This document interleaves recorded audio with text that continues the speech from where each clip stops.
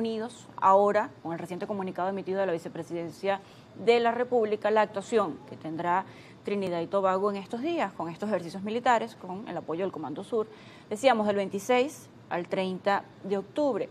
Ahora, bien, entendiendo que lo que compartes es tu opinión, de esta experiencia como politólogo, quisiera saber, hay mucha incertidumbre también, esta nueva situación de Trinidad y Tobago ha generado incertidumbre, nuevas curiosidades y nuevas inquietudes.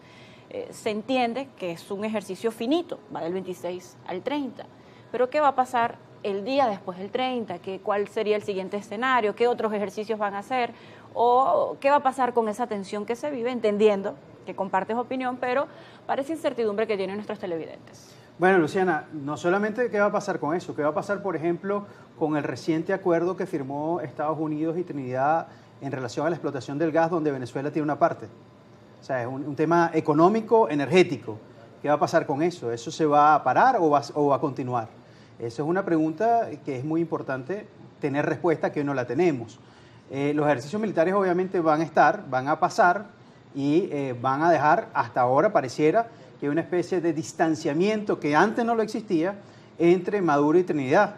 Entonces ese distanciamiento veremos cuál es el impacto final que termina teniendo, especialmente, te repito, en el tema energético. Pero en todo caso, lo más importante aquí es un poco destacar cómo la tensión se viene incrementando y cómo la tensión cada vez está involucrando a nuevos actores, porque tú lo decías, es el Mar Caribe, pero no solamente ahora es el Mar Caribe, ahora también es el Pacífico. Entonces, como que se va ampliando la zona de tensión, ampliando la cantidad de países que están integrando ahora esta escena de tensión y ampliando la cantidad de actores políticos que participan dentro de esa escalada o dentro de esa tensión que va en aumento. Y eso obviamente es preocupante, eso obviamente tiene que llamar a buscar una solución, sobre todo de cara a los venezolanos, darle una salida a lo que están viviendo los venezolanos y a la atención a la cual está como epicentro siendo Venezuela, ¿no? No siempre ha habido una buena relación entre Trinidad y Tobago y Venezuela, y has tocado un tema interesante que es el punto energético, esa sí, buena amistad y esa buena relación, ese buen suministro que siempre ha habido de Venezuela hacia Trinidad y Tobago, pero sin querer irnos a hacer un análisis internacional. ¿Cómo puede sentirse en este momento Trinidad y Tobago, bueno, luego de esa buena relación, de esa buena, no solamente amistad, de hermandad, prácticamente, porque existe esa conexión en materia energética y tener esta conexión también con el Comando Sur de los Estados Unidos? ¿Cómo puede sentirse quizás en el medio de la tensión entre ambos países? O sea, yo creo que al final Trinidad no se siente en el medio de nada, no se siente en el medio de nada, no es que son dos grandes amigos que al final tiene que elegir entre cuál es la amistad más bonita que quiere tener.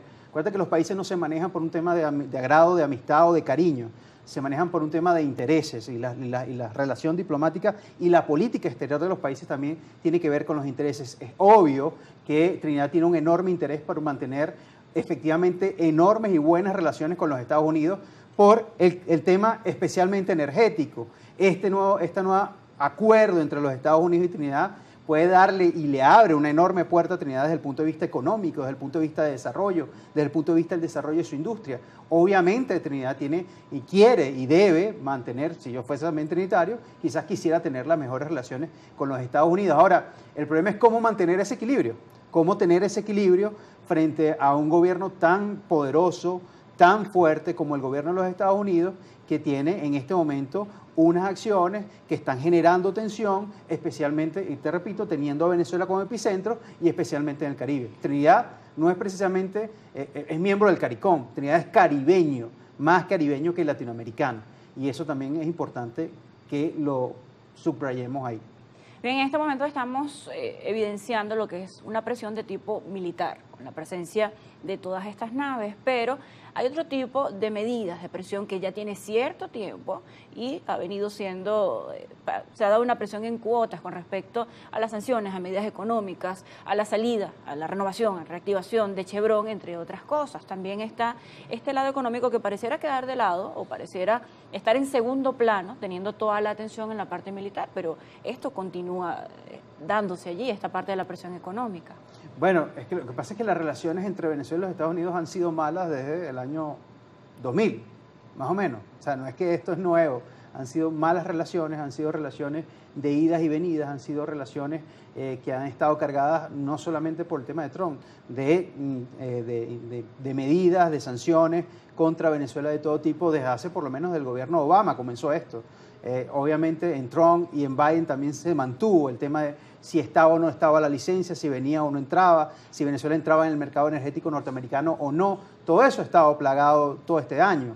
Ahora, una de las cosas que quizás es importante resaltar de todo este proceso que ha vivido Venezuela con los Estados Unidos es que es un proceso que no ha terminado de terminar en resultados para los venezolanos.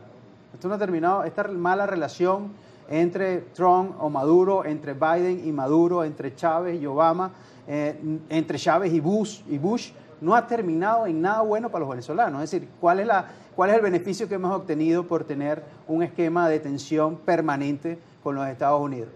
Yo creo que ninguno, en términos ni económicos, en términos políticos, en términos de integración. Entonces, al final lo que corresponde es hacer una visión completa de lo que está pasando y decir, bueno, mira, ¿cómo podemos hacer para desescalar este conflicto? Porque además, algo que tú decías, Luciana, esto no es un conflicto militar, desde mi punto de vista no es totalmente militar, tiene un elemento militar.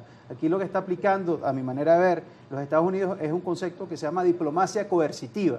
Es decir, cuando yo tengo una amenaza que para mí, que evidentemente es cierta, o sea, yo tengo unas fuerzas, unas capacidades que puedo efectivamente ejecutar, las estoy aplicando en torno a amenaza para lograr que se produzca una modificación de la actitud que tiene un determinado país. Y esa diplomacia coercitiva es la que está en este momento aplicando Estados Unidos con Venezuela. Que incluye precisamente la deportación de los venezolanos, pero ¿por qué continúa esa diplomacia coercitiva si ha habido disposición y cumplimiento por parte del gobierno venezolano y también una posición de apertura a conversar, a dialogar en todo momento y aplicar una diplomacia real y no coercitiva, bueno, ni siquiera en ambos sentidos, sino al no dar una respuesta en sentido militar?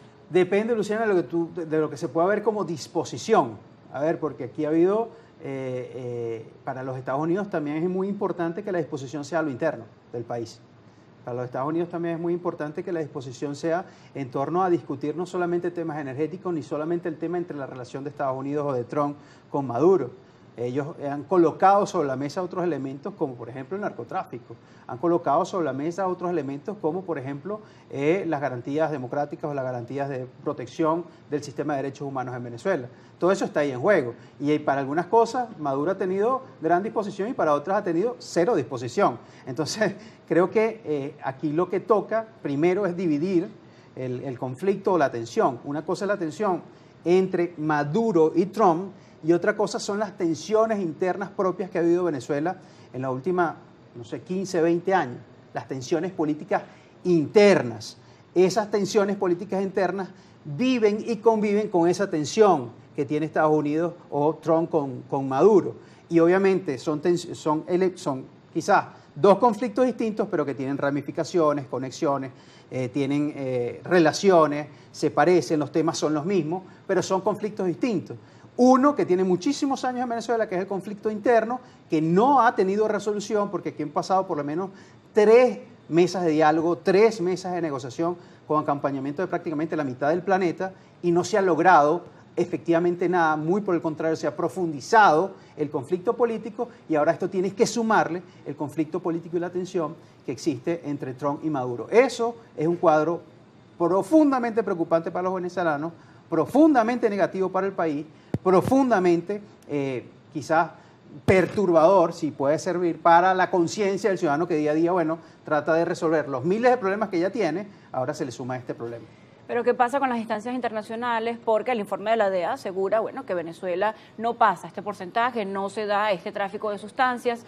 Ha dicho el presidente también el día de ayer, ha reiterado que el gobierno de los Estados Unidos no tiene los argumentos necesarios para la ejecución de esta operación militar, que es una lucha contra el tráfico de estos estupefacientes. ¿Qué pasa aún con esa ausencia de argumentos o de pruebas y por qué sigue esta situación? ¿Por qué van en incremento la tensión como lo describías? Porque es una tensión por diferencias políticas y que tiene una expresión en el campo militar. Pero si simplemente nos quedamos en el campo militar, obviamente, entonces sí, la cuestión es de ver cuántos submarinos y cuántos barcos y portaaviones, etcétera, etcétera. Pero es que no es eso. El fondo del asunto no es un tema militar, el fondo del asunto es un tema político, geopolítico. Entonces, creo que aquí hay que verlo desde esa óptica y entender que la única posibilidad cierta, posible, que debería tener la región, pero especialmente debería tener Maduro en la relación con Trump, es buscar seguir alentando un proceso de negociación profunda en Venezuela, de negociación profunda que destrabe el conflicto con Donald Trump y también destrabe el conflicto político dentro de Venezuela. Quizás hay un avance. Lo que planteó ayer Lula en la reunión con Trump. Lula se volvió a colocar como un agente que podía servir de mediador en el conflicto entre Trump y Maduro. Lo hizo ayer, lo dijo el propio canciller de Luis Ignacio Lula da Silva. Eso es un nuevo elemento que se mete en esta discusión. Ángel, debemos hacer una pausa, pero describes la situación política en Venezuela a lo interno. Dices que se necesita un diálogo profundo a lo interno, pero entonces se requiere